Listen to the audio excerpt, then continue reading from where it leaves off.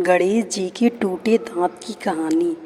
जब महर्षि वेदव्यास महाभारत लिखने के लिए बैठे तो उन्हें एक ऐसे व्यक्ति की ज़रूरत थी जो उनके मुख से निकले हुए महाभारत की कहानी को लिखे। इस कार्य के लिए उन्होंने श्री गणेश जी को चुना। गणेश जी भी इस बात के लिए मान गए, पर उनकी एक शर्त थी कि पूरा महाभारत लेखन को एक पल ले लिए भी बिना रुके पूरा करना होगा। गणेश जी बोले, अगर आप एक बार भी रुकेंगे तो मैं लिखना बंद कर दूंगा। महर्षि वेदव्यास ने गणेश जी की इस शर्त को मान लिया, लेकिन वेदव्यास ने गणेश जी के सामने भी एक शर्त रखा और कहा, गणेश, आप जो भी लिखोगे समझ कर ही लिखोगे।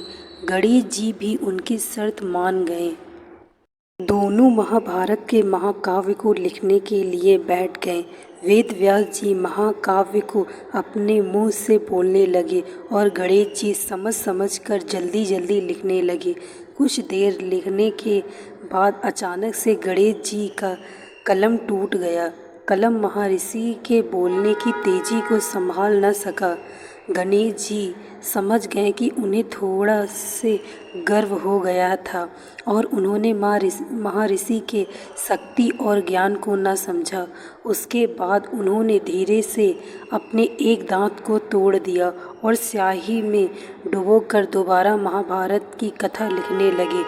जब भी वेदव्यास को थकान महसूस होता, वे एक मुश्किल सा छंद बोलते, जिसको समझने और लिखने के लिए गणेश जी को ज़्यादा समय लग जाता था और महर्षि को आराम करने का समय भी मिल जाता था।